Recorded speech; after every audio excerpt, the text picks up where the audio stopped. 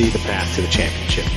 I can see it. The Coca-Cola 600 belongs to Ryan Blaney. Blaney's learned how to win over the last couple of months. Blaney! Harmon! They spin behind him!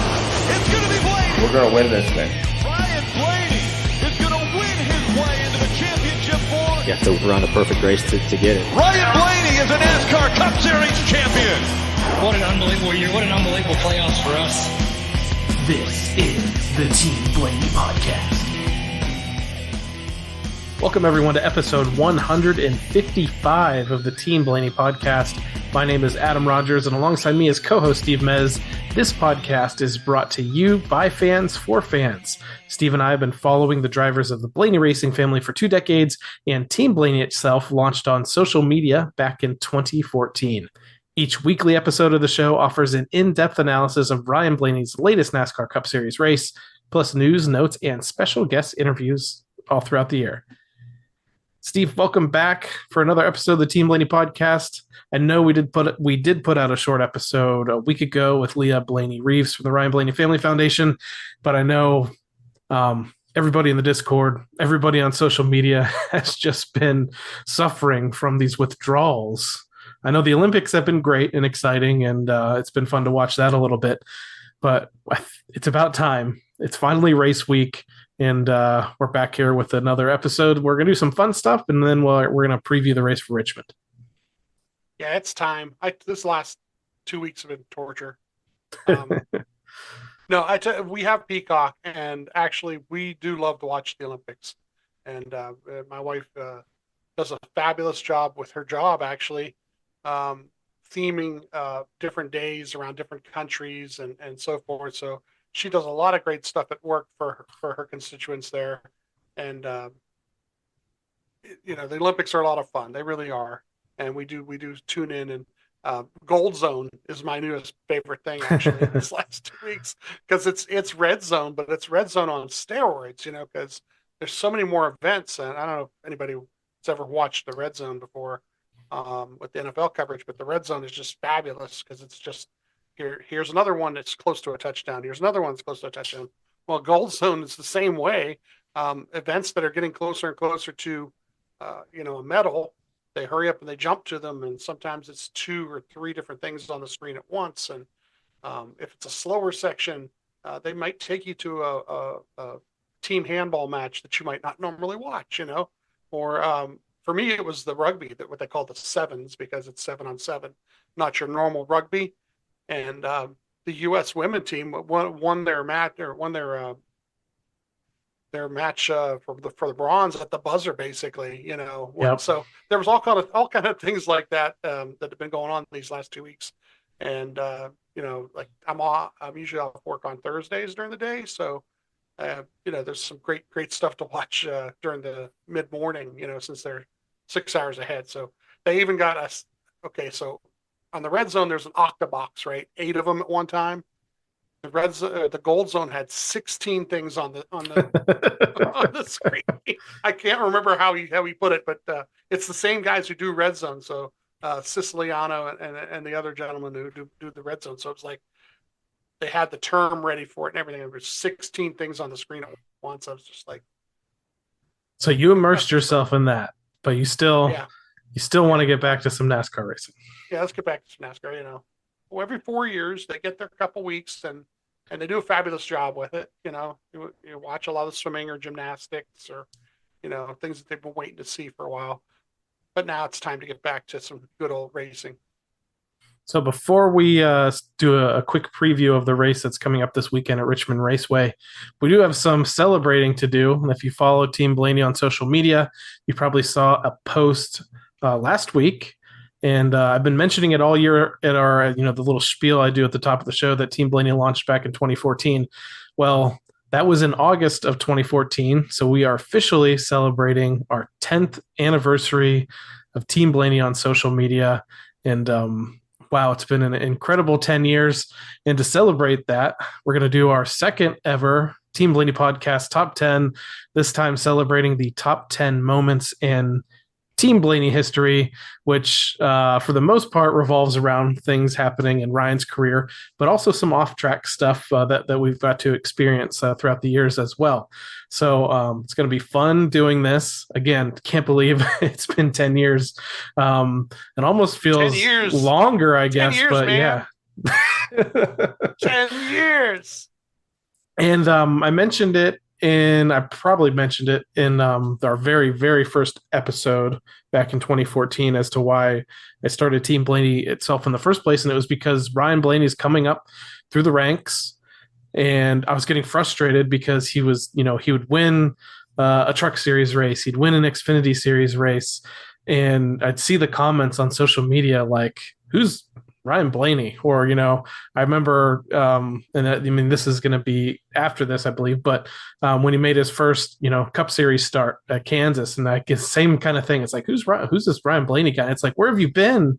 He's been winning in these other series. He was a standout, in late models and everything coming up through the ranks. So that frustrated me a little bit.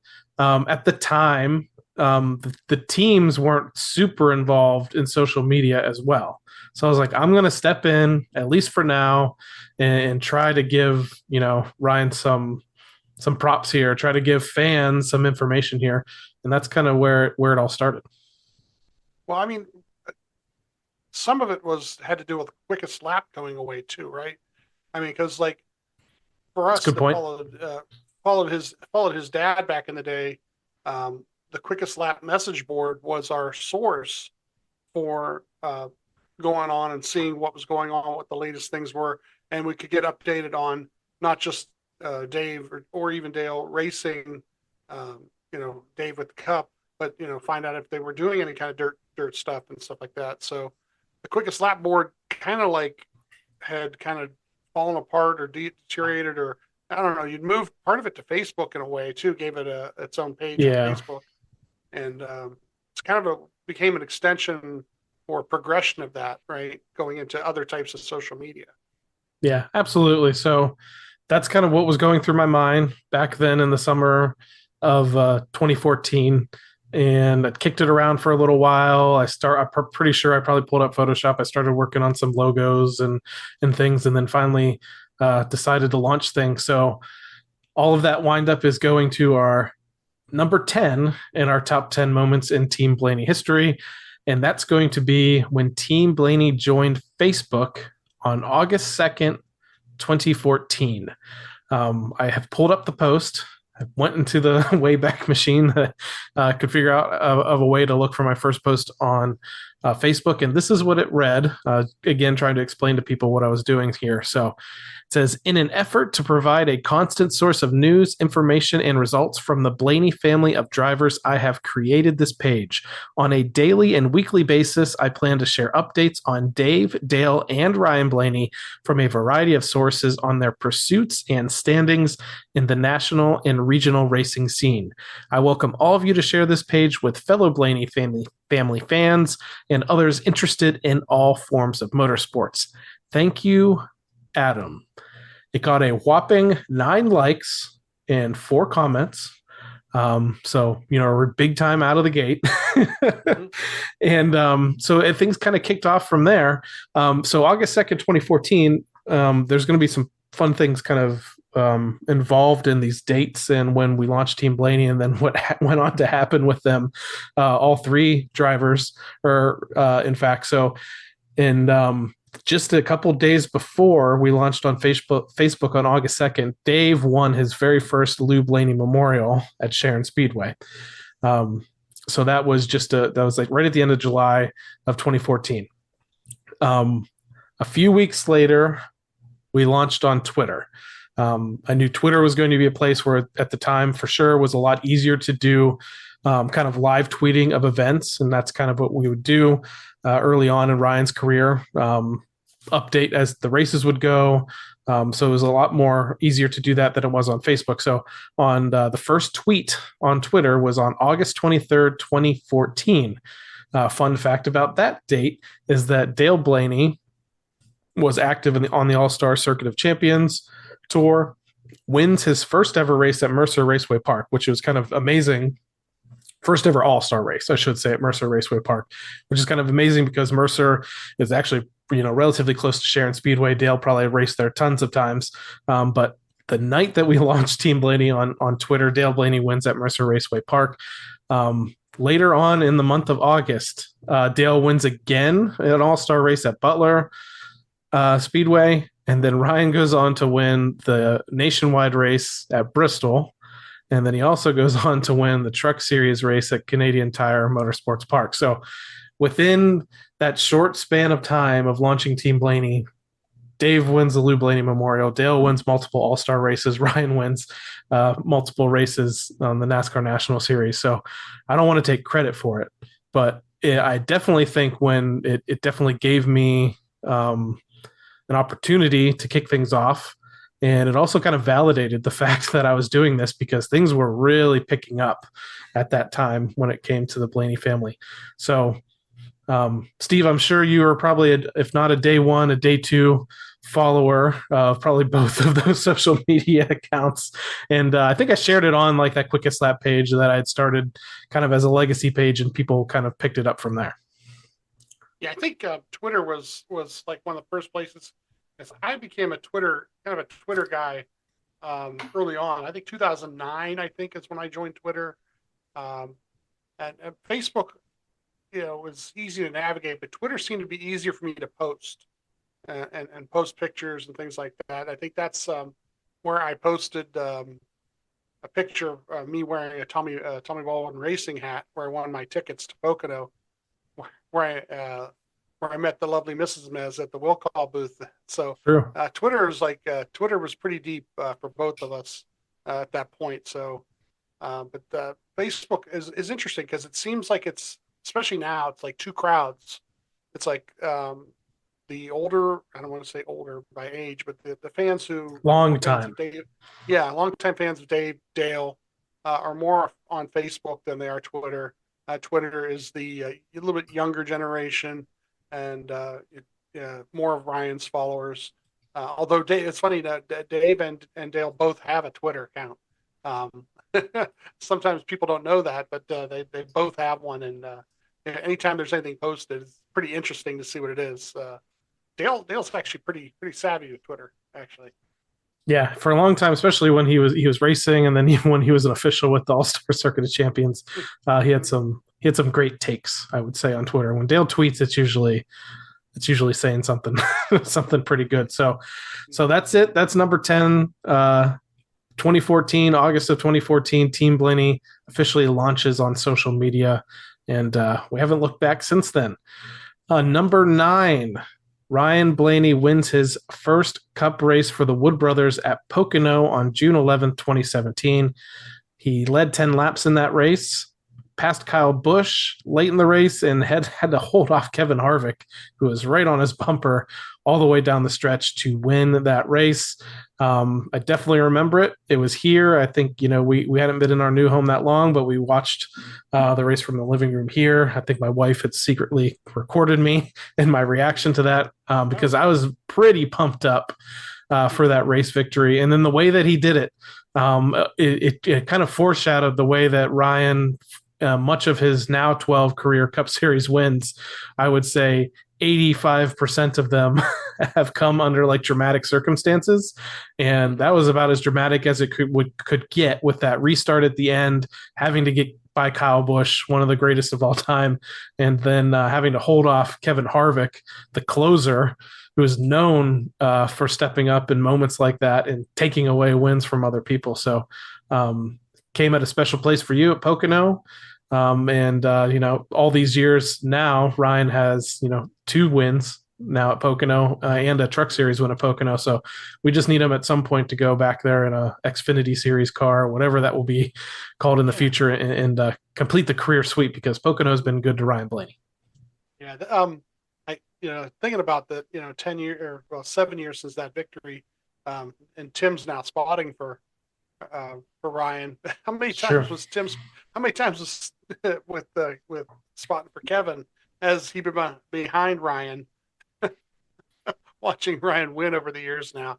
That's probably a good thing for Tim to be on the other side of it for once. But Yeah, that was a great event. And at that time, you know been on social media for a couple of years now with Team Blaney, and that was one of those moments that probably helped the not viewership, that's the wrong word, but the followers Sure. grow because you're able to pick up. And anybody knows how Adam does this is Adam does write some of his own material, but Adam also at the time when there wasn't a lot of coverage knew where to find all the coverage and to pull it out and to repost it. So it was great to go to one place that you knew you could go to that always had all the different interviews from all the different sources and all the different stories from all the different sources. So, this is one of those moments where, it really showed off what Adam was doing with Team Blaney. Now, there's a few other fun things about this race. One, it was, I believe, Bubba Wallace's first race in the number 43 car for Petty, whatever they were called at the time. Yeah. Richard Petty Motorsports, maybe at the time. I think Eric Almirola had been injured, and Bubba Wallace hops into the car. I remember Ryan and Bubba took pictures with the 21 car next to the 43 car, and that was kind of a really cool part of the weekend. Second part of the weekend, Ryan took part in a drivers only broadcast for, it was either Fox, obviously either Fox or whoever. Yeah, Is the Xfinity Series race. And Ryan, I believe Brad Keselowski went on to win the Xfinity Series race, and Ryan interviewed Brad in Victory Lane. So when Ryan wins this Cup Series race, I don't know how it all came together so quickly, but he got to Victory Lane, and Brad got to be the one that interviewed Ryan for the win. He grabbed the equipment off of whoever was pit reporter was and did the interview himself. That was pretty funny. So that was a couple of fun things about that event. So that was number 9, Ryan Blaney driving for the Wood Brothers, picking up the Wood Brothers 99th and last so far win in the NASCAR Cup Series, number 9 on our list of top 10 moments in Team Blaney history. Let's move on to number 8, and that's going to happen on July 26, 2017. Team Penske announces an expansion to a 3-car operation for the 2018 season with none other than Ryan Blaney behind the wheel as the number 12 car returns to the NASCAR Cup Series. That was a big day. I think that for the most part, we all kind of thought that would be the career progression for Ryan. We didn't necessarily know how fast it would happen because, he had just won this race at Pocono, and not too long before that, and the things seemed to be clicking pretty well with the Wood Brothers.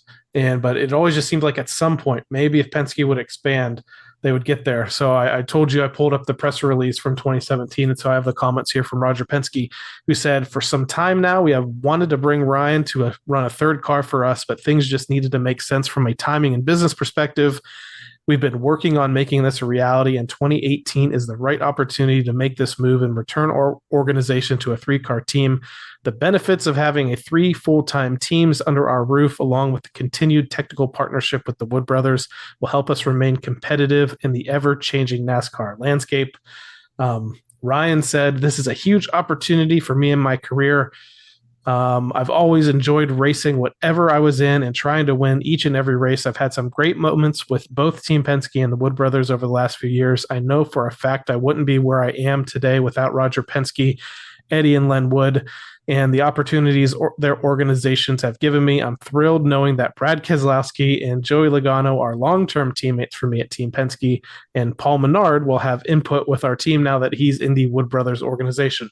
So that was the other part of that announcement at the time, was that Paul Menard was going to the Wood Brothers, and then Menards itself is going to sponsor Ryan Blaney in the 12 car, and Menards has stayed on all the way through the years, all the way up until now, until this year as well. Yeah, I think when you read that part about what Roger was saying from a business standpoint, that's the main thing.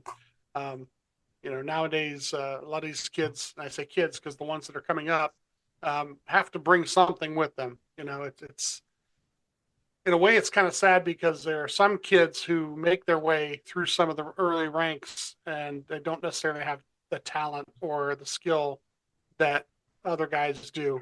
And getting to the level that Ryan got to, was based on his skill. Sure, they haven't had a little minor sponsor here or there, something like Seal Wrap or something like that, along the way.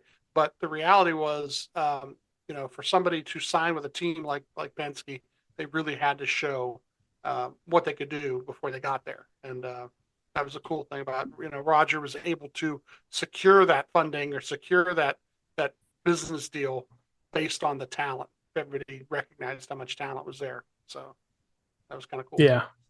The other fun thing, if you've listened to another one of our mentions here, that'll be on this list a little bit later on, but an interview that we had with Ryan last year, he mentioned that a lot of people forget the fact that or think that this moment, and then in 2018 was the first time Ryan stepped into the 12 car, but he had actually made 2 starts in the 12 originally before he ever signed with the Wood Brothers. So he went from the 12 to the 21 and then back to the 12 in 2018 and has stayed there all the way until the present. So definitely a big moment for Ryan Blaney's career, moving in-house at Team Penske, and a big moment for us here at Team Blaney as it makes the number 8 spot on our list of top 10 moments in Team Blaney history. Here's a big one. Number 7. I say on this list after more than a year of discussion, but I feel like it maybe went back a couple of years. But so let's say that after a couple of years of discussion, a teaser trailer is mysteriously uploaded to the interwebs for the all-new, get this, Team Blaney podcast on February 1st, 2021. I feel like, much like Denny Hamlin, who during the COVID-19, the beginnings of the COVID-19 pandemic, decided that he was going to start a race team with Michael Jordan and make that happen, we did something almost at the same level. It decided that we were going to start a podcast covering mostly Ryan Blaney, but also Dave and Dale and anything else happening with the Blaney family and the Ryan Blaney Family Foundation. So we talked about it. Finally, I think in December said, we're going to do this. I started kicking around theme songs and a variety of things. And we didn't really have the equipment at the time. And you'll kind of hear that when I play the the podcast announcement teaser here. Things have improved, I think, audio wise since then. But let me play that first, and then we'll get your thoughts. So this was the very first thing uploaded to the podcast feed for the Team Blaney podcast, a 38-second announcement describing what we plan to do on this show. I'm Adam Rogers. And I'm Steve Mez. And we want to invite you to listen to the Team Blaney podcast. All season long, we will bring you recaps and previews of each week's NASCAR Cup Series race, Stories from the history of NASCAR, and the latest racing news from the Blaney family. So come join us for great NASCAR talk each week on the Team Blaney podcast. And when you're not listening, follow us at Team Blaney on Twitter and Facebook for breaking Blaney news. That was it. That was the teaser trailer we uploaded on Monday, January 25th, 2021. So how about that? Yeah, boy, it actually didn't sound that bad. It really did. You make it, sure, we've tweaked a couple things since then, but actually we hit the ground running pretty good. We actually had pretty good concept of what we wanted to do. Format was always going to change, but who knew what we were going to be able to do with what we have and what we've been able to do since then. It's been a ton of fun, but it was funny because we were just like every Sunday, in years prior, we're like texting back and forth during the race anyway. And I thought, during that time period, I thought we should just come on, and talk about it once a week. And boy, has that really kind of worked out for us, hasn't it? Yeah, because, Ryan was winning about one race a year and, running top 15. Definitely 2021, he was definitely getting more. 2021 was a big year for Ryan, actually. So it turned out to be a great year to launch the show. But if you follow any driver, if they're not running top 5, if they're not running top 10, you're not always going to get all the information about what's going on. And again, being a big presence on social media and on NASCAR social media and seeing the comments we would get on our posts, like they're just, and I don't mean to sound offensive, but there's a lot of people that were kind of uneducated or didn't pay close enough attention to the race, or just the fact that the TV announcers or radio announcers weren't, don't have a camera on Ryan at all times and aren't showing every pit stop that he does and aren't explaining a strategy that happened. So we thought we could step in like Don Quixote style and and explain to everybody what exactly was going on with the races and why things were happening, and try to bring some civility to social media. That is still a mission that we're trying to accomplish, that I don't think we ever will, but just trying to like tone down, like we would just see so much anger sometimes when people just didn't understand what was happening. So we just developed this system where on Sundays I enjoy the race and you have a notebook and you take notes, really, and it actually even starts prior to that on Fridays or Saturdays with practice and qualifying as well. So Steve takes all the notes. I just kind of take in the overall race and give my thoughts on that, but we both follow along like very carefully. We still text back and forth a little bit during the race, but we try to save most of our discussion for the show. And we decided to do that. We're going to do race recaps. We're going to preview. I think the very first year we did even more extensive previews of the next race. Now we've kind of shortened that up a little bit. We're going to give stats, historical stats on the way Ryan, has raced at these tracks in the past. We're going to give you information on how to watch the race. And we're kind of just, that was going to be our formula. We hadn't even listened. I mean, we listened to, the Spotter podcast and Dale Jr.'s podcast. And it was, I think some people thought it was kind of odd that we were doing like a very driver specific one. But I'd like to say, between, Team Blaney on social media and the podcast itself, we've been able to gather thousands of followers and listeners and a nice community on Discord. And it's just created a discussion, a place to discuss what's happening, a place to get educated on what's happening, and a place to talk through it when there are tough times, but also an awesome place, especially last year, to celebrate, things when they happen. And again, January 25th, 2021 is when that announcement went out. And I think I said February 1st earlier. February 1st, 2021 is actually when the very first episode published. And we used to say all the time, go back and listen to our very first episode. I mentioned the audio. Our audio is not as great on that one, and it kind of gets a little bit better after that, but that explains everything about Steve and I. So again, if you haven't listened to that one and you're bored, go back to our very first episode and listen to that, and you'll kind of learn a little bit more about us and why we do this. So big moment for sure. I know that's number 7 on the list. And I mean, the list kind of went in chronological order for the most part, but that was a big day. And then it's been a lot of fun since then. Yeah, it's funny. We get to the next part of the list. That's where things kind of like start to get real. Yeah, like because it's like how didn't think we'd get here. Yeah. How did we actually get to that point? Because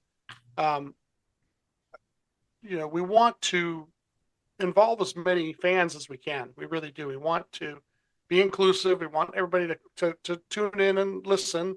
And hopefully we give insight and I get what, proper things. And now I actually have people who give me feedback or let me know when I'm wrong, let me know what actually happened. And it all started with number 6. So the number 6 moment in the history of Team Blaney. Ryan Blaney's spotter at the time, Josh Williams becomes the first ever special guest interview on April 5th, 2021. Pretty cool. Yeah, he's regretting that, I'm sure. Now he has to deal with us all these years later. Yeah, all these years later. I don't even know if he reached out to us and or if I reached out to him. I'm not even sure. Like usually I try to, my friend requests somebody and say, hey, have you seen this or heard this? Or we'd love to have you on. we don't have a budget to have pay for guests or anything like that, but I Fly try to him make out here. yeah, I try to make a free T-shirt and send it to him or something. And he was like more than gracious about it, and then was also, like I said, over the years, if I had some sort of question Monday morning before we recorded anything Monday night, was able to ask it, as long as it wasn't real dumb, as long as it's something like, and I don't claim to know everything about stock car racing or any kind of racing. I'm a fan.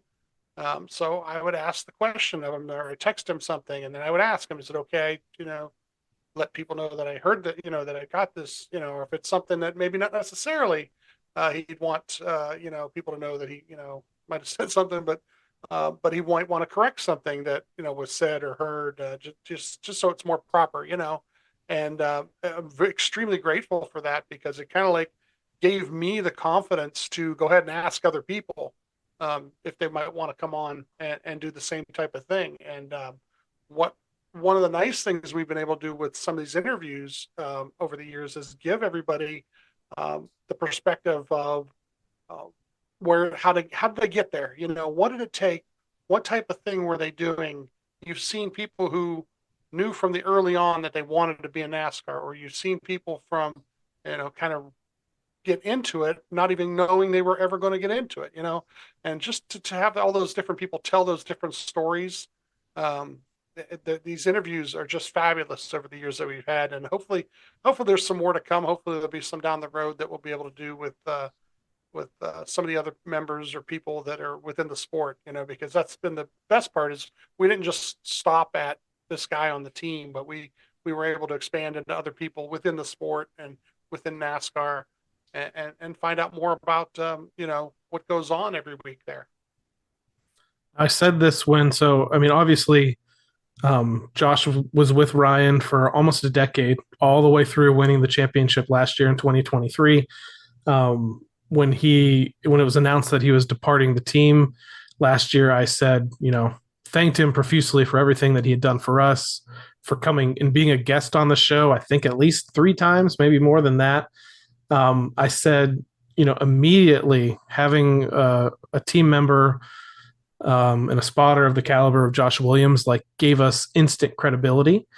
So I think that's why he's number 6 on the list here. So if you did want to go back, so Josh currently spots for Zane Smith right now, who signed to Trackhouse, races for Spire. That interview was episode number 11.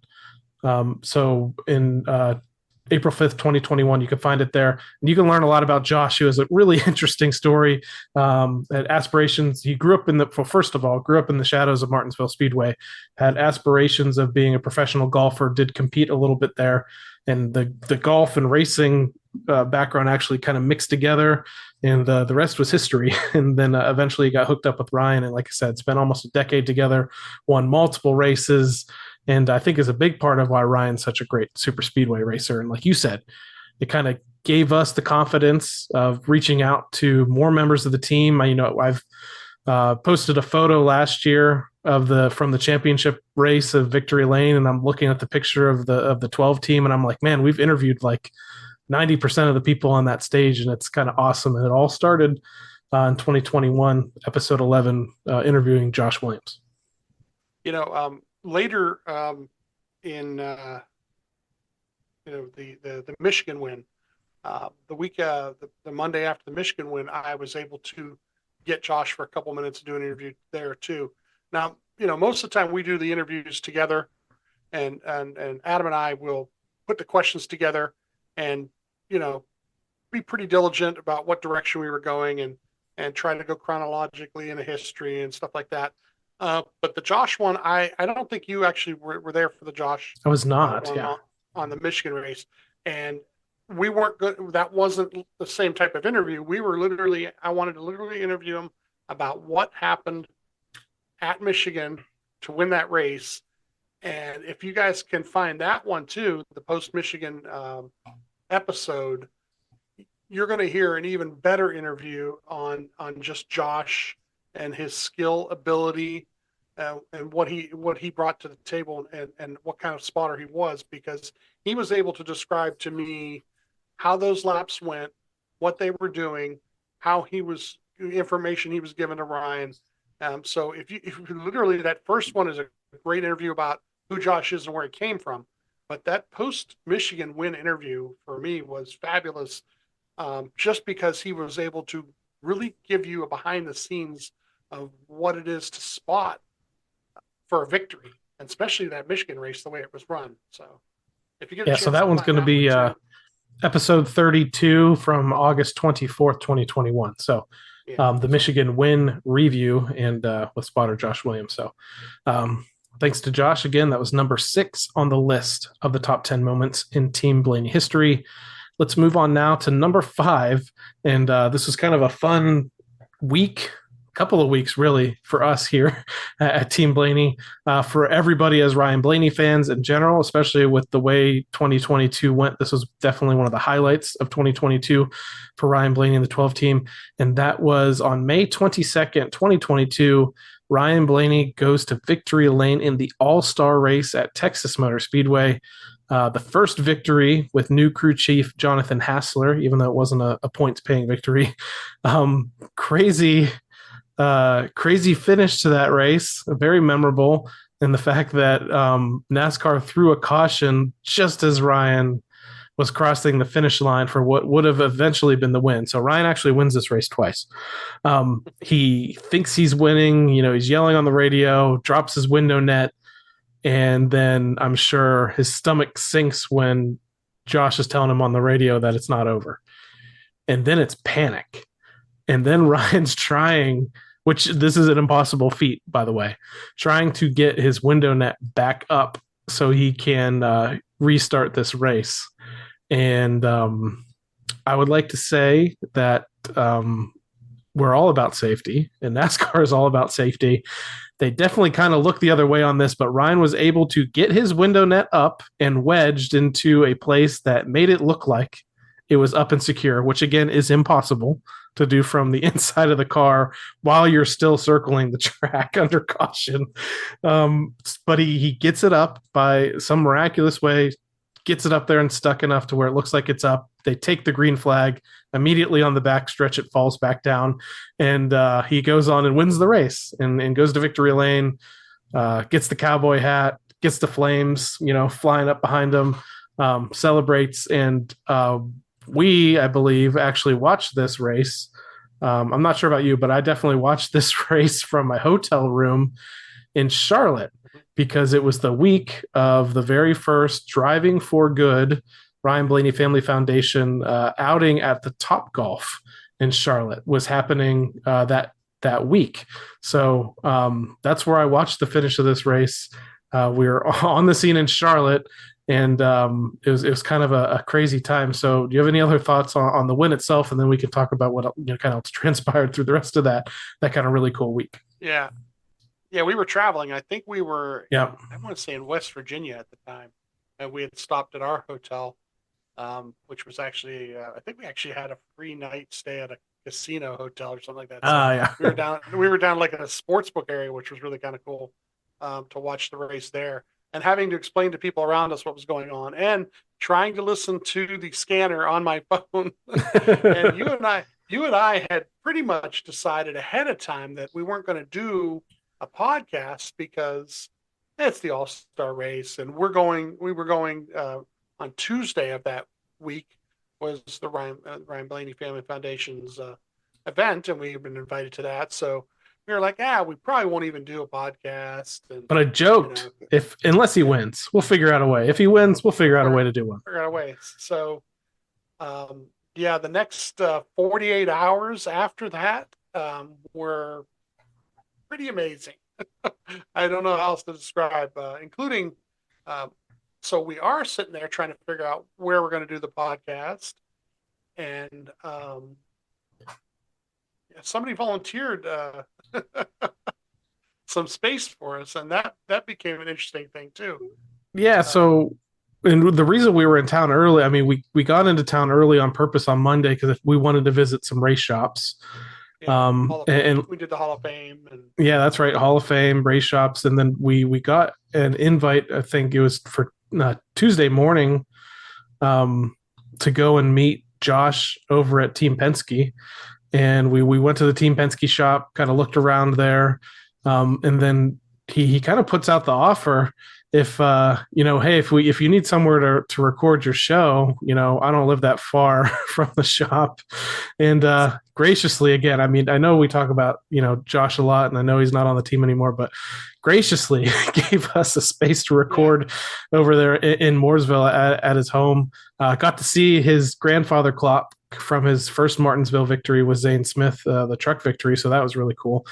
And got to see some of his Dale Earnhardt, which, again, if you listen to that interview episode, you'll understand his connection to Dale Earnhardt. Has some really cool Dale Earnhardt memorabilia too. So we sat there and recorded that All-Star Win episode with the guy that was on the spotter stand for the victory. So I don't know how much cooler things can be than that. And it, again, goes back to that Josh Williams, great guy kind of stuff. Yeah, and he actually did some introductions for us in those days too, to introduce us to Jonathan. Yep. Ryan's new crew chief, and was great to find out at that point that he kind of knew a little bit about that we were doing this podcast. So he was very it surprised us and was very welcoming to us, and it kind of gave us a nice inroads there too, for some things that happen in the future too. So. Yeah, that was a big moment. I mean, just making that connection with Jonathan and him being so welcoming to us. And again, I think with talking with Josh and having that credibility and knowing us from social media and knowing that we're not like a hot take brand that is trying to take down the team or complaining about the pit crew or things like that. But yeah, creating kind of relationships like that has brought all these successive members of Team 12 on for interviews in the years since then. So big weekend for us. And then it continues because we were in, like you mentioned, we're in the Charlotte area in the first place because we were invited by the Ryan Blaney Family Foundation to come up there and experience the Driving for Good Topgolf event. So we could share it with our followers and everyone on the podcast. And we shared photos and videos and things from that event. And that was an amazing experience to kind of cap off that week. Yeah. I think one of the things that we try to do really, if we can, is help them out as best we can with our social media. In other words, the Ryan Blaney Family Foundation, they have their own network of online presence and the way they do things. But any chance we can to get to help them, whether it's like we did last week's interview, or just reposting or retweeting something or trying to help it get out to more people. We really, really, really enjoy being able to help them in that kind of manner. So that was really, really cool that they invited us and took us in and wanted us to be there to share that day.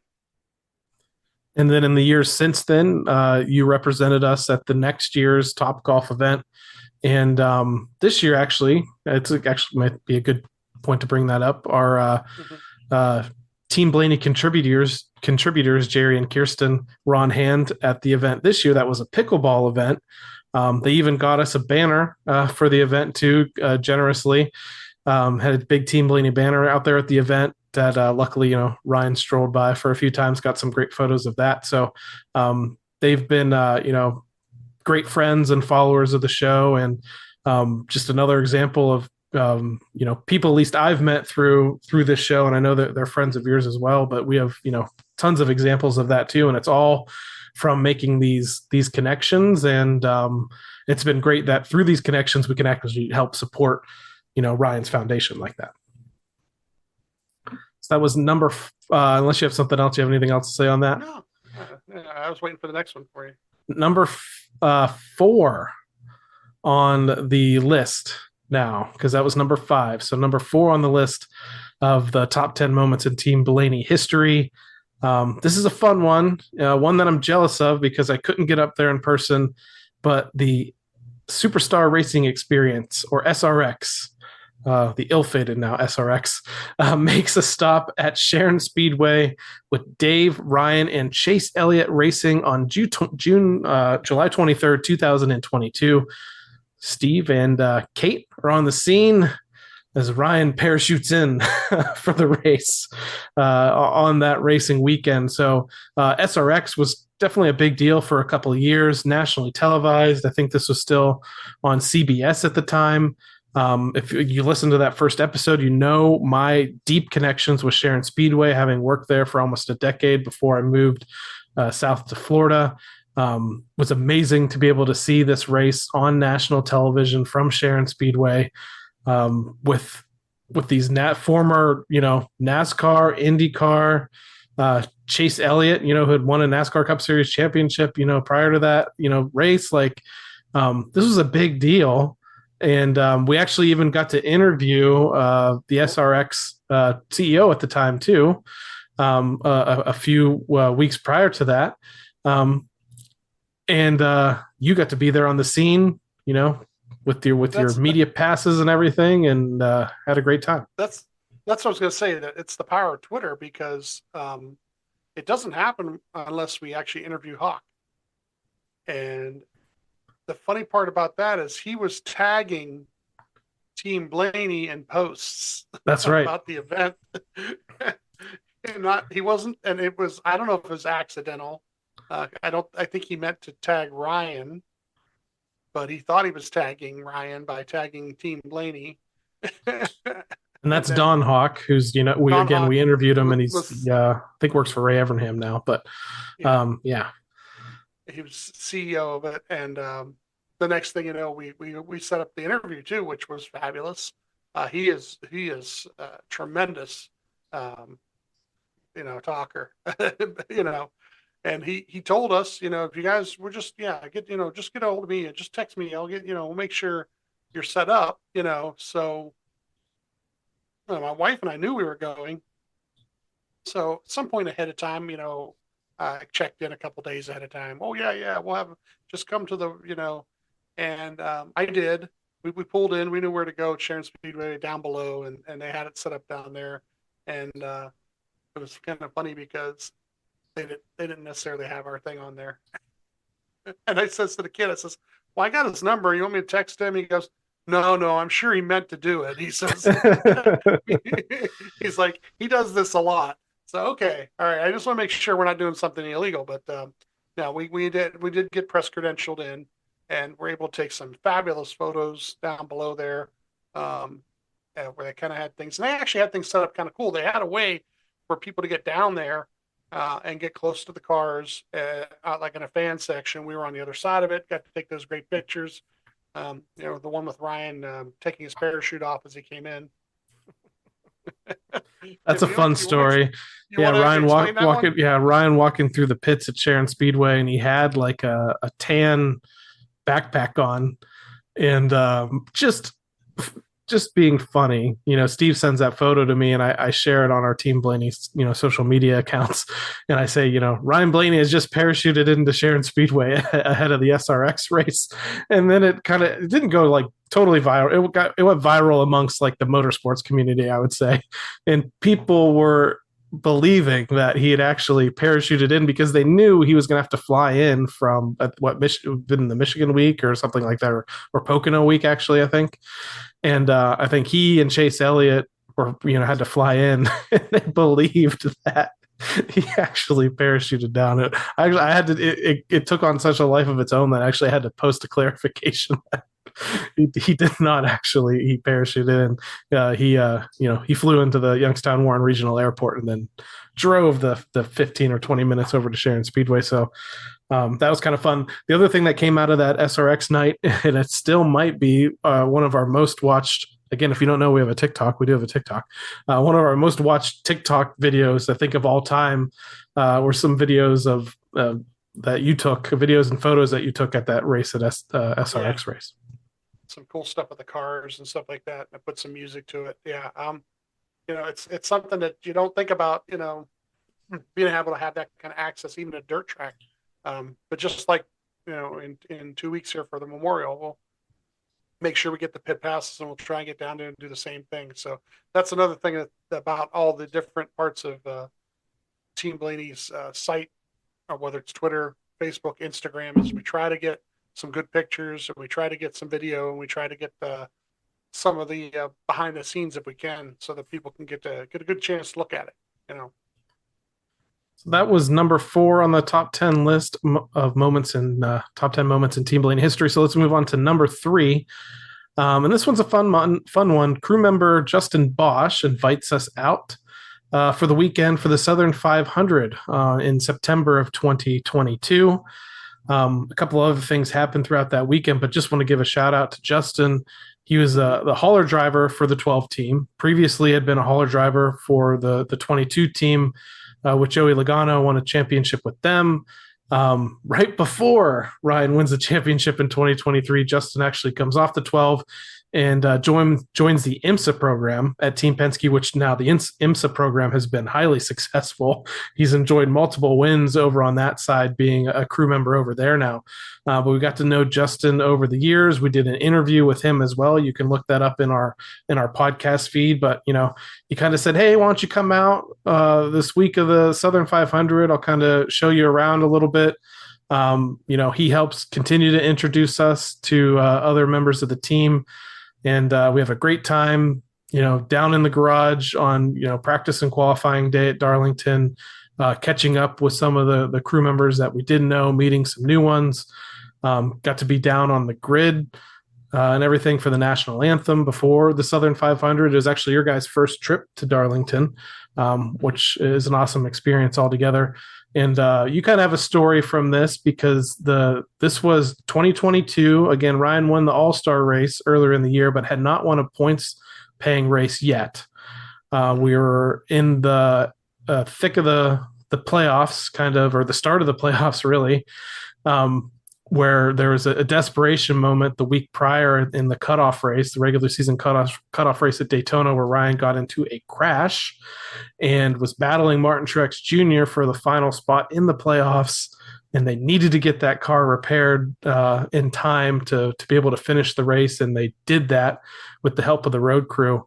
And we had a great interview, that week, again, set up through Jonathan Hassler, with car chief Raymond Fox III, who, talk about an amazing story, a guy that dates back all the way to Robert Yates Racing and working on Donnie Allison's car.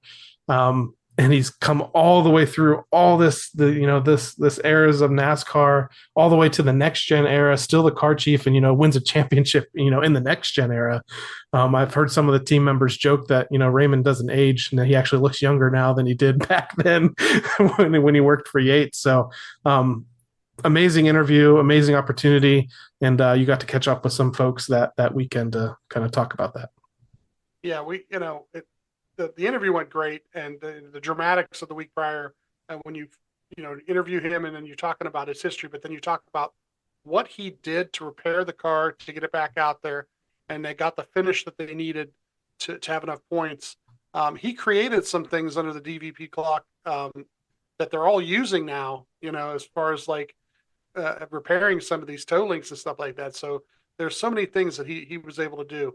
And Jonathan set that interview up. And sure enough, we are standing there, pre-race ceremonies on the grid. And we're just kind of like, I almost feel out of place in some regards, because you're just looking around going, well, look, there's Ryan's about to get in the car, and there's, this and that. And here comes the anthem. There's the flyover, from a perspective that you'd never been to before.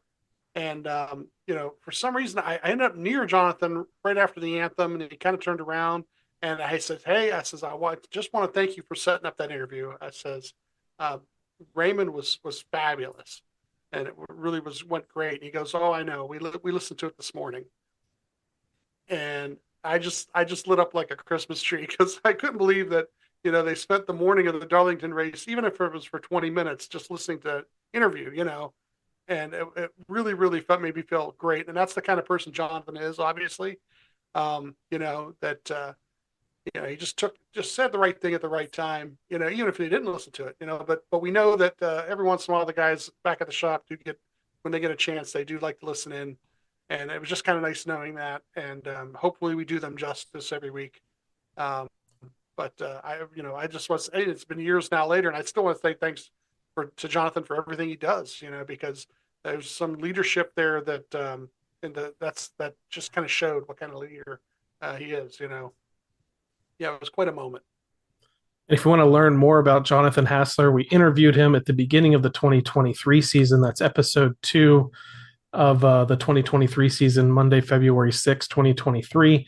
You can learn all about Jonathan Hassler, Purdue engineering graduate who kind of did the same type of thing, made his way down to the Charlotte area and gets on with the team and works his way up through and hooks on with Team Penske and eventually becomes a replacement crew chief on the 21 car.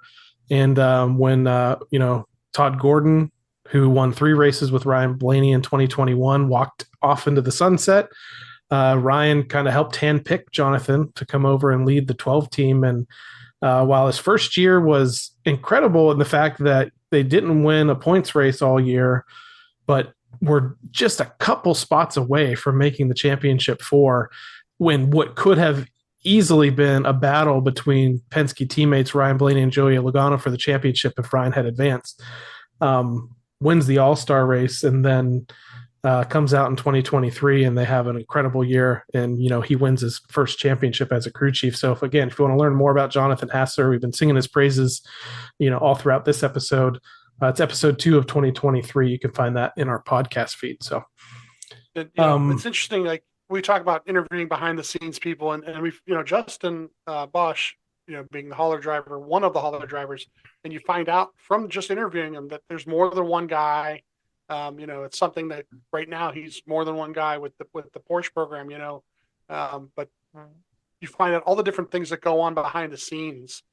They don't just drive it there and then sit around all weekend. There are other jobs, other things they do. They actually help pit the cars. They don't go over the wall, but they're on the other side of the wall doing things. So, and then, with meeting him and getting to talk to him, then we interviewed Greg this year, and I guess Tyler doesn't know it yet. We're going to have to interview Tyler at some point. The newest guy. He has only been around a year or two and he wins a championship already. But any of these interviews that if you're going through and you're kind of like you're bored and you're just going through and looking at, always pull up an interview episode because they're really kind of cool to hear. Justin's a great guy. Obviously, we still have a good relationship with him, even though he's doing the Porsche thing. And what's great about it is, I think there are certain things that they've gotten better from year 1 to year 2 with that program that I think he showed certain people over there on what it takes. Because he wasn't just he was with the Indy program at one time on Juan Pablo Montoya's car. So. Yep. I think he had an Indy 500 win too. So he does too. Yep, incredible career. So you got all these different things that that he's been through. So you find all this depth that they have there at Penske when you start talking to these guys. So that was number 3. Let's move on to the number 2 moment in number 2 of the top 10 moments in Team Blaney history. This was a big one for us. Probably the we interviewed tons of team members and industry people in these past 4 years. But the biggest one was, when are you going to get Ryan on the show? When's Ryan going to come on the show? Does Ryan even know about the show? Yes, Ryan knows about the show. We've had, family members and everybody else come on before him. But finally, May 3rd, 2023, to celebrate our 100th episode of the Team Blaney podcast, Ryan Blaney joins us for the first time for what turns out to be a pretty in-depth interview. And all of this is thanks to another Justin that's a member of Ryan Blaney's team, who we met in person for second or third time, but it was actually at the Talladega Spring Race in 2023. We were at one of Ryan's appearances in the fan zone, and we caught up with Justin, who handles some of Ryan's social media stuff and other things behind the scenes. And you chatted up a little bit and got the wheels turning on bringing Ryan onto the show, and everything worked out. Yeah, he does PR and so forth, and we just, I don't want to say have to bother, but kind of have to say, hey, if we get a chance, or if you do this or that. And he always got back to me. He always emailed me back and would say, hey, this ain't gonna, this isn't a good time, or maybe like right now, I think the last email I got was hopefully somewhere in the playoffs they'll have some moments, because there's not a lot of time. They do a lot of things, and obviously because if you look at what Ryan's done this year, he's done a ton of different media stuff, helping promote NASCAR. He went from coast to coast the one week, so just to get any kind of email back usually, and then when he says, yeah, he's going to have a couple minutes, and maybe no more than a half an hour, and the next thing you know, it's 45 minutes later, we went on, and he says, oh, I emailed him back thanking him and everything. He goes, oh, I says, we went a little long. He goes, oh, well, he must have been enjoying himself, so these guys do a fabulous job of trying to touch base with all the fans that they can, and it's really, really, really was exciting to get that lined up. And once we did, what a blast it was to have him on the show. For sure. And we our goal was, Ryan's interviewed relentlessly, every week on TV, on the radio, in, driver appearances in the fan zone, in the media, in the print media, digital media. So he's getting asked a lot of the same questions over and over again. So we thought, kind of as a Blaney focused, show, we would really try to tailor our questions to kind of historic things with him and his family in which, people have kind of touched that a little bit, from the outside that know a little bit about, Dave racing and everything. But we got into really specific stories that I think Ryan was even surprised, we were kind of bringing up or even knew about, or, impressed with kind of the homework that we had done on, stats and history and things like that. So we tried our best not to ask kind of the normal stuff. Maybe we did ask, I think our one normal question we did ask about paint schemes or something like that. Mm-hmm. But beyond that, we really tried to kind of get a little bit more in depth and get, our followers and our listeners to hear him open up about some things maybe they even had never heard about too. And I think that's what really made it fun. And that's why, we weren't paying attention to the clock and ended up with a little bit more time than anticipated. But it was awesome. Awesome that it just happened to fall on episode 100 in the first place. And then, they were, again, he was still in the midst of a winless drought at that point. And then that month, later on that month, he goes on and wins the Coca-Cola 600, his first Crown Jewel victory, and basically kicked off his run to the championship in 2023. I'm saying it's goodwill, something like that, it's goodwill, and it just, it comes back and you get repaid, right? It was so funny because I try to, you have certain questions, and then I have other types, and I usually try to make people laugh somewhere along the line, right? Even just talking to you right now, I try to say a little something, might make you crack up. And I did. I had that kind of question in there, and it made him smile and laugh for a second, the one about knocking his dad out of the race in Kansas, and those are the kind of things. Even in the interview, we got a chance to interview him again this year, a shorter interview. It was like a press tour, so there was only a certain amount of time, but we tried to ask questions that were something a little more, that he would want to answer because he hasn't been asked that before. So hopefully we bring that kind of perspective when we're doing stuff like that. Yeah. So that second interview that we did with Ryan when he joined us for the second time on the show was episode 20 of this year. June 20th, 2024. So it wasn't that long ago. And it was right after his win at Iowa, which, if you remember, Gateway and what everyone went through, what Ryan went through, just losing that, losing out on that race, comes out to Iowa and kind of dominates. And we got some time with him after that. And then not too long after that win at Iowa, he goes on and wins again at Pocono. So again, coming on the show, good things happen after that. But we got to catch up with them though. We'd interviewed him before the Coke 600, before the championship. So we did get a little bit of time to catch up with him and talk about that a little bit and talk about what else was happening going forward in 2024. So that was number 2. You'd think that could have been number 1, but that was number 2 on the list of top 10 moments in Team Blaney history. And finally, we get to number 1, and I couldn't pick just one thing. So I had to pick a whole grouping of things, and that's going to be the 2023 playoff run to a championship for Ryan Blaney, specifically from October 1st to November 5th. October 1st being the win at Talladega, where Ryan wins in another, at least initially, another 007 finish over Kevin Harvick at Talladega, which just kicks off this amazing run that the 12 team had over the next several races, advancing to the championship 4 after winning at Martinsville, race that the second race that you were at that he won in that string of races, and then going on November 5th to finish second to Ross Chastain, though I still feel like he could have gone up and passed him if he didn't want to put himself in a bad position there.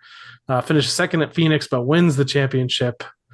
And it's just like pure, we've talked about it a lot in our recaps of the championship and our top 10 moments of 2023 episode last year.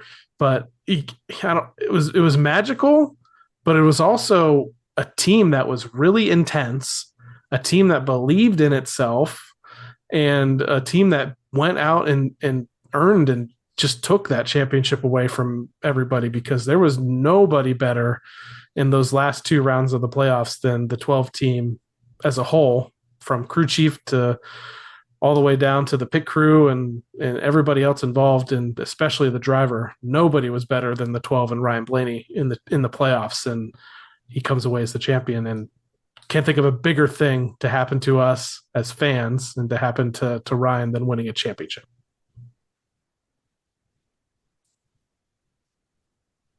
Yeah, I go back to the Talladega win, because not always, but every once in a while I could get a guest, and I got with Jonathan, and really I always want Jonathan. I always want, especially strategy and things like that. I always like to have Jonathan if we could. Jonathan did his one interview with us at the beginning of the season, and I think that was like, okay, I'm going to do one interview for you guys, but I would still kind of ask, and then he would like say, well, how about so and so, or how about and Talladega. He sends me a text and he says, you're going to want to interview Chris Conklin, the gas man, because the gas man, as Skip Flores likes to say, gas dog. He's the gas dog, right? Because at a race like Talladega, or even, a couple weeks ago at Indianapolis, these fuel mileage races, it all depends on how long he got that thing hooked up. Did he get it hooked up right away? Did he get it in there long enough? Did they, get enough gas in it? And that Talladega race was absolutely all about having enough gas coming out before everybody else, so you can control the field. And then once again, it became kind of a fuel savings race the way they race them now. But Chris' interview was totally awesome. And here's another one, if you can go back and listen to, he predicts that they won the championship. He literally says it. He literally, I think you were the one that asked him question about the outlook for the rest of the season, and he basically says, we're going to win one of the next 3. We're going to win, in Vegas, or whatever. He's in Martinsville, and then if we get to Phoenix, he's bad to the bone at Phoenix. We're going to win this thing. And that quote was one of those things you kind of like, oh, I hope they didn't jinx it, But he said it like stone-faced. Like, I was on board 100% after hearing that. You could tell that that's like something they instilled in the whole team. Right. I was pumped up to hear the way he looked at us. You're right. And said it. I was pumped up, because that's somebody who believes in what they're doing, and there's nothing that's going to stop him. Forget jinxing it or anything like that. If you don't believe in yourself to pull something like that off, if you don't believe that you're going to execute, you don't believe you're going to do what it takes to win, what are we doing here, right? And he's definitely one of those people who believed in what they were doing. And, the team definitely proved in the weeks to come that they believed in what they were doing. And Ryan, showed us what he can do when everybody's operating with him. And, but for an interview, for that moment, for that soundbite, sure, we're not on, we're not on XM radio. We're not getting to all the NASCAR fans that Corey LaJoie gets to with his podcast. But for those of us who listen to this podcast, I'm sure everybody was all pumped up and ready to go for the next 4 weeks after that. So, that was a fabulous interview. And if you want to go back and listen to that, that was episode 37 of 2023, October 4th, 2023. It was actually a second episode during that week. We did the victory recap for episode 36, and then brought Chris on separately after that. So you learn a lot about Chris and his athletics background, and then he turns his we turn to talking about the playoffs, and it was just, again, if you ever need pumped up, we've got a couple sound bites over the years that get us pumped up, but that's one of them. Some other interesting things, we don't have to go too in depth, that happened in this playoff run. Almost every single race, Ryan was a factor, minus maybe the Roval, where I think he had a decent finish, but the opening race of the round of 8 at Las Vegas, Ryan comes home with, I think it was a top 5 finish, and then gets disqualified in post-race tech. And it actually had to do with the way that NASCAR in pre-race tech and everything measured a certain part of the car, and found out that their template that they used to measure it was wrong. And so later on in the week, after all of that, we thought this was going to be a momentum breaker for the team after, such a great run the last few weeks. The disqualification is rescinded and things move on from that. And he goes on to have a great round of 8 as well, nearly winning the race at Homestead. I was there to avoid a disaster at Homestead with Kyle Larson, who almost destroyed him coming to the pits there. Comes really, really close to winning that race, doesn't pick it up. But then the next week at Martinsville, this is a big race for Ryan and the team. And in our interviews with Ryan, we mentioned the fact that he has a couple of different home tracks, and from where he lived and grew up in High Point, North Carolina, Martinsville was one of the closest tracks to him. And he's always wanted to win a grandfather clock. And we were there in person. It was my first ever trip to Martinsville, and we get to see Ryan Blaney do it. Dominates that race at Martinsville, had the best car by far. Was one of only a couple of cars that could pass guys on the outside in this race, and it was a pretty dramatic finish in that Eric Almirola's team was running on a different strategy than everybody else and was running up front, and Ryan actually had to pick off 10 or 15 cars on that final super, thankfully, long green flag run in that race at Martinsville, all the way down into the closing laps of getting by Eric Almirola, who I mentioned over Ryan's career has always raced Ryan, I would say fairly, but really intensely, like really hard. I would say they've had some battles just for some passes in the past, and he gets around Almirola and wins that race at Martinsville. I know we were just absolutely ecstatic. We had great seats that were super high up in the grandstand, and going into turn 1, still in the main grandstand, and we're running down the steps about as fastly and safely as we can to get down to victory lane, collect some of that confetti, watch a lot of the 12 teams celebrate, and just was totally emotional in the fact that for the first time in his career, Ryan had advanced to the championship 4, and knowing, as Chris said, Ryan is bad to the bone at Phoenix and had a very legitimate shot to win the championship at that point. I don't know, just what a day.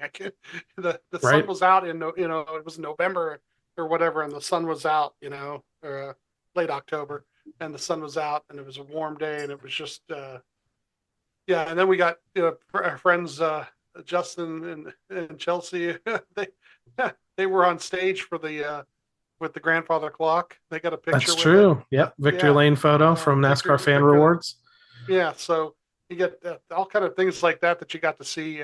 And truthfully, the grandfather clock, pick any picture with grandfather clock, it's amazing, and to see like his whole family up there with him for a moment like that, knowing that we followed. Because Dale was there That's that right. day. Uncle Dale. Dale was there that day. So to see all the Blaneys up there all together with that clock was pretty amazing in itself too. A lot of close-knit Blaney fans were there as well, because we mentioned this in our interview last week. Great things seem to happen when the Ryan Blaney Family Foundation is on site at a race weekend.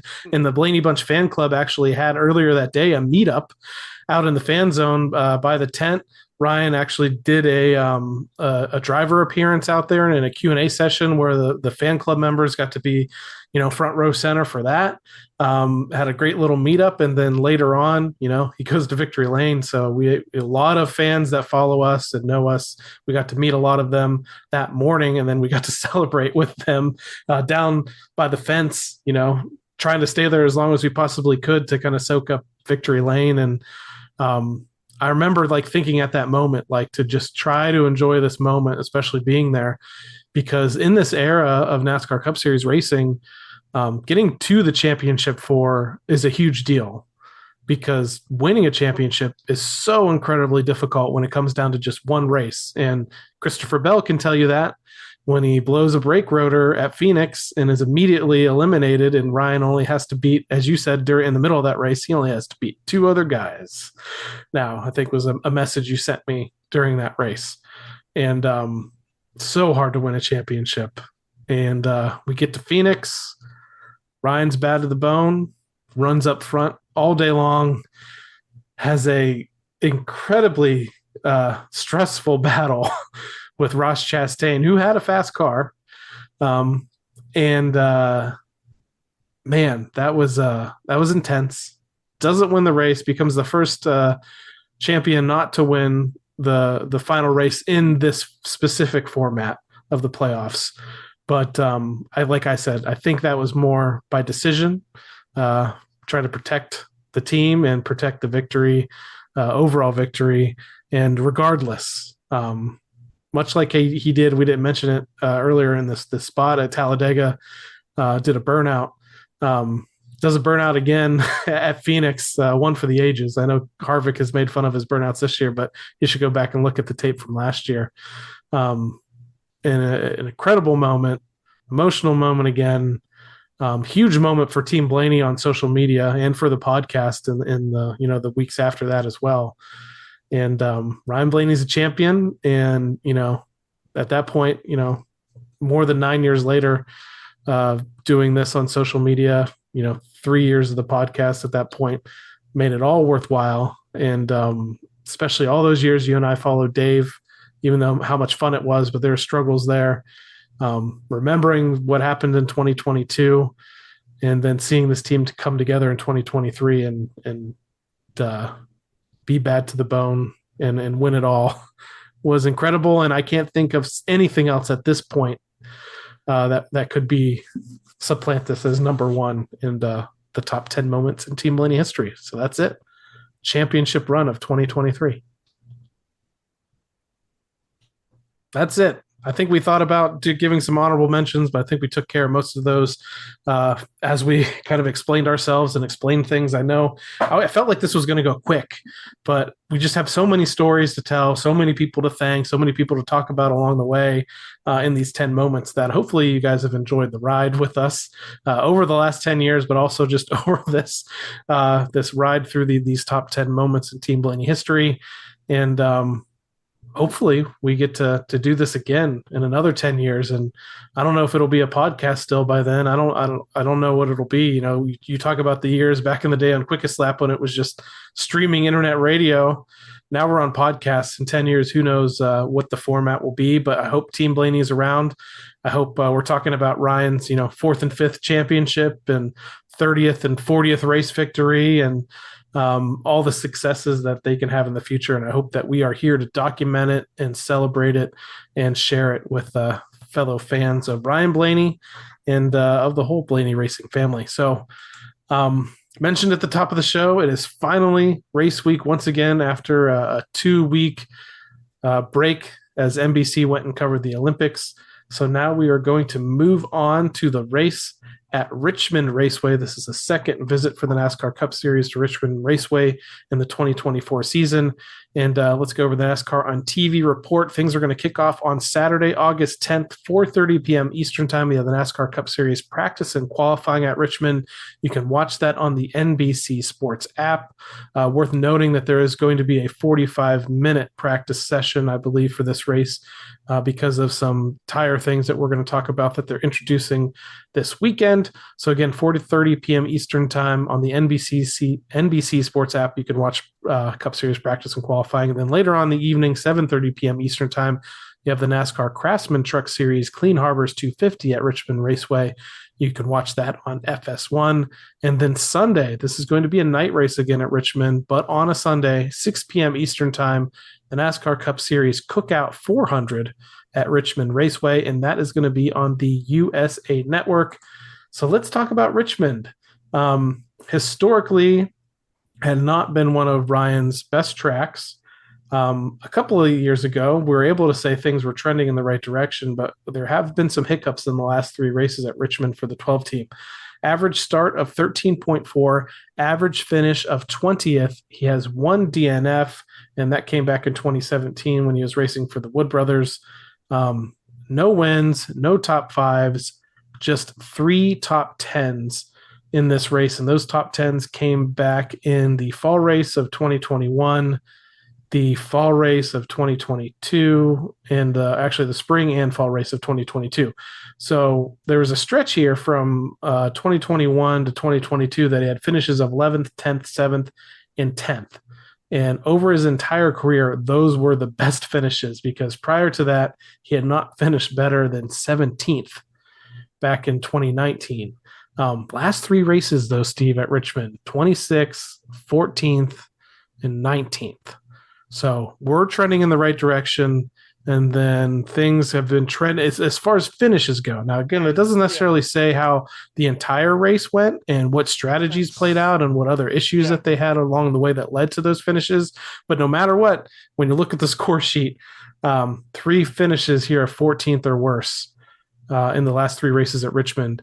And prior to this Olympic break, hashtag team of the summer, we didn't bring that up yet. Ryan, in this 12 team has been one of the best in the series. So hopefully that momentum can continue, and hopefully they can kind of turn things around at Richmond after, kind of 3 disappointing finishes the last 3 visits there. Yeah. One thing about Richmond, especially in the last couple of years, is the different strategies on tires. Okay. And that's something we're going to get into here in a minute. All the different strategies on tires, long runs, long green flag runs, 2 pit stops, 3 pit stops, 1 pit stop in the middle of the run, whatever it's been. And a lot of times you make a move, and if it falls correctly, you're the first one who made the move. All right. Just like at Indy, Ryan's gas move was he was the first one on that strategy. And if Brad gets out of the way properly, he'll win the race because of that. Right. So you got that.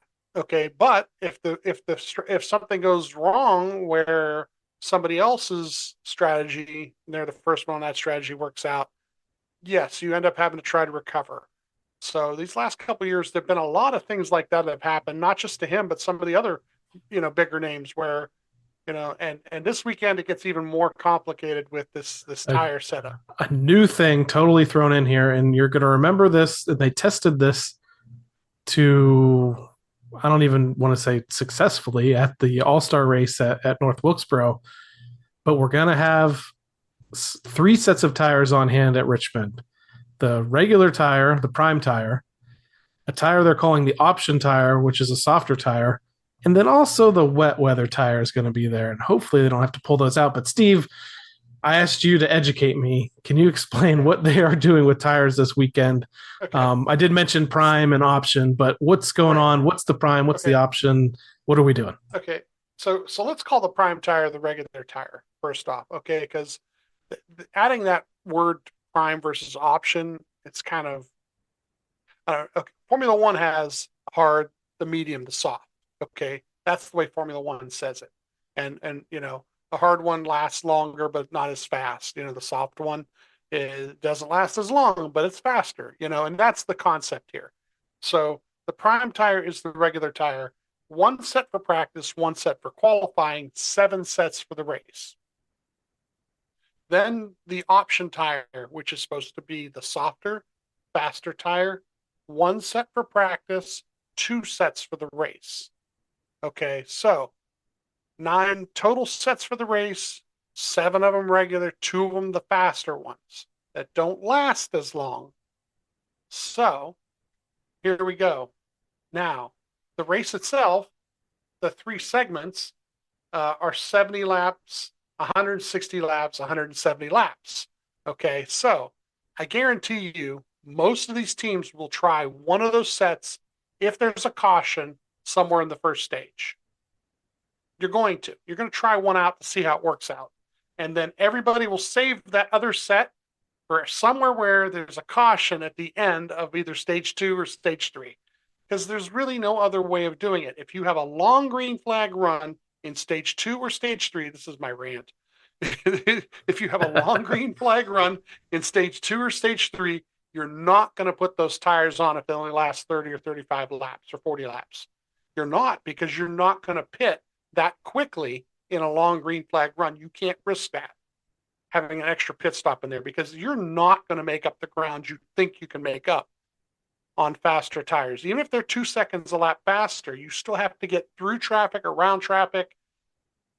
It's not worth the risk of getting into somebody's mess or whatever, trying to pick your way back around everybody just because your tires are a little faster for a short period of time.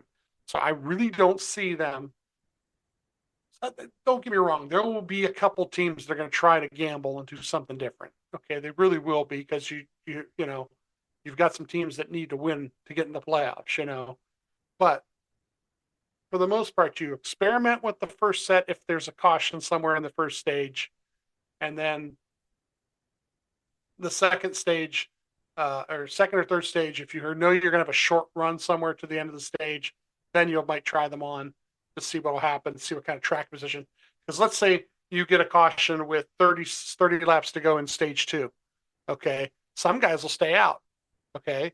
But now you've come in, you've put the faster tires on, and then you're going to go out there and go around a bunch of guys, and you'll get to the front probably in those 30 laps, you know, or you'll be at least racing with the other guys who have put them on. So that's the thing, is like, if the cautions fall at the wrong, or I want to say at the wrong time or the right time, the wrong time for NASCAR, because NASCAR wants to see this work. Okay. The right time for crew chiefs, you're going to see 75% of the crew chiefs all put them out at the same time, and you're all going to be racing each other with the same tires. So it's really not going to make a big difference. What would be great is if they could mandate it where you had to use them too. Doesn't necessarily mean you have to use them. You might, you're probably going to use one set if you have to at some point, but the 7 sets of tires might get you through the whole race, barring, you know, anything weird going on. So I don't know. I like the concept just because I've watched Formula One and I see what it does for Formula One with some of their races. Because it was 2 weeks ago. Man, where were they 2 weeks ago? I don't remember, but I watched. but that's what happened is not Hamilton, but his teammate George Russell. Russell, thank you. Russell stayed out on tires. He had the hard tires, and he made them last to the end of the race without an extra pit stop. Of course, it didn't work out because he failed tech afterward on the way to the car. But the actual strategy itself of staying out on the tires worked. So that's, you know, ultimately what you'd love to see with this softer tire and the harder tire, and everybody using them and mixing and matching them. The problem is, on a Formula One race, these guys get spread out. They're on a road course, and you can make ground because you're not running near somebody or having to try to get around a lot of people. And let's say you're on the faster tire and you come back on the track and you gain 4 seconds or 5 seconds a lap on the faster tire, and other people pit, they don't put the faster tire on, and all of a sudden you gain some position on some of those people. You know, there's a lot of that happens in a Formula One race. On an oval, with the stages the way they're set up, I don't know exactly how well it's going to work. It'd be great if there was like a mandatory, everybody has to use them the first stage or something. You know, it's a short stage and everybody has to use them. And, you know, and it's kind of like Bristol has bred this in a way. Yeah. Because the mistake at Bristol, and they're not calling it a mistake, but it was a mistake was made at Bristol where their tire was there. It shouldn't have been there. And they saw that fall off and tires degrading, then, you know, falling apart, and all the different things that happen, and guys having to go slower and things backing up and guys getting off, you know, they saw that mayhem and they loved the idea. But now you've given them choices, and the true choice is to not have your tire fall apart. So you're really only going to want to make that choice to use that tire in a situation where you get it off the car when it's done quickly, and not lose any ground to the field. So the other thing to my opinion. So that's going to throw a wrench into things or make things interesting or better or worse. We're not sure what's going to happen, but that is happening. Different tire situation at Richmond this year, or for this race in the fall. One thing for Blaney fans to remember here, a difference between the spring race here at Richmond and this race is the short track program at Team Penske has grown leaps and bounds. They've hit on something that hopefully they've still only hit on, and other teams haven't figured out since Ryan's win at Iowa, I would say, at one of the shorter tracks. So that might be something to look forward to. We might be able to see that in practice itself. Hopefully, we're going to see that same speed that they've been bringing to the shorter tracks on the Cup circuit. Let's take a look at the top 10 finishers in the spring race there at Richmond. In 10th was Tyler Reddick, 9th Buescher, Keselowski, Byron was 7th, Bell was 6th, Chase Elliott 5th, Truex Jr., who won a stage earlier in the race, was 4th. Kyle Larson won the other stage, was 3rd. Teammate Joey Logano actually finished 2nd, and Denny Hamlin went to victory lane there. So when you're talking about Richmond, I think, Hamlin's one of those guys that's going to come up in the conversation. Martin Truex Jr. is one of the guys that's going to come up in the conversation. Kyle Larson is worth being in the conversation every single week with as strong as he is there. I'm not sure what to think. So the RFK cars finished 8th and 9th. Chris Buescher won this specific race last year. Not sure what they're going to do, but maybe they're going to be part of this equation as far as the victory goes. But I still think the 12 has a shot, definitely, to turn things around and get a top 15 finish. I'm hoping for more. I'm hoping that they've kept this momentum going somehow, that they've kept this speed on these shorter tracks, and they can turn things around and get a top 5, or hopefully battle for his 3rd victory of 2024. Hashtag team of the summer. That's all I'm saying. So if you want to watch hashtag team of the summer, things again kick off at 4:30 p.m. Eastern time on Saturday for practice and qualifying on the NBC Sports app. And then Sunday, 6 p.m. Eastern time, night racing at Richmond, the NASCAR Cup Series Cookout 400. You can watch that on the USA Network. Just a reminder, what happened prior to this Olympic break in this hashtag team of the summer run that the 12 team is on. Ryan Blaney has vaulted up to the 5th position in the NASCAR Cup Series regular season standings. He's just 73 points behind the leader, which is Kyle Larson. And more importantly, in that 5th position, if he can hold it for the next couple of races until after the cutoff race here, when they reset for the playoffs, it comes with some very valuable playoff points that he can carry through the rest of the season. So really, really important for Ryan to at least hold 5th. Potentially, he's 20 points out of 4th, or 30 points, I should say, out of 4th, which is still, possible to get in the next couple of races here. Denny Hamlin's in the 4th position, and they've actually been going the wrong direction in the standings recently. So, if Ryan can hold on to 5th, that's great. If he can keep moving up 1 or 2 more positions, you get more and more of these playoff points, bonus points, basically, that you get for finishing in the top 10 of the regular season standings. The higher up you finish, the more bonus points you get, and you get to carry those as the rounds reset all the way through, and that's going to be really important for Ryan in this 12 team if they do happen to have any struggles early on in the playoffs. So, that's where we're at. 5th position in the standings. Head into Richmond Raceway. We are back racing on the NASCAR Cup Series circuit, and no more breaks. No more breaks. We're going all the way through the end of the 2024 season, and we're not going to get a break again until after Phoenix in November. So that's it. Thank you, everyone, once again for tuning in, listening to our top 10 moments in Team Blaney history, listening to our quick preview of this weekend's race at Richmond Raceway. You can interact with us on Facebook and X at Team Blaney, and on Instagram and TikTok at team.blaney. We also like to encourage you to support the Ryan Blaney Family Foundation. Ryan's official charitable organization benefits brain health causes like UPMC Sports Medicine and the Alzheimer's Association. To learn more, visit RyanBlaneyFamilyFoundation.org or follow them on Facebook, X, and Instagram. We mentioned it a couple times earlier on in the show. We had a great interview with Leah Blaney Reeves of the Ryan Blaney Family Foundation, catching us up on everything they've done in 2024 so far and looking ahead to the Lou Blaney Memorial that's coming up in a couple of weeks at Sharon Speedway. So go and check that check that interview out, or check them out on Facebook, X, Instagram, and their website. But for my co-host Steve Mez, I'm Adam Rogers. We'll catch you next time right here on the Team Blaney podcast. 10 years, man. 10 years. 10 years. Good night, Paris. Check out the TikTok. Well, thanks everybody for coming. I hope you enjoyed it.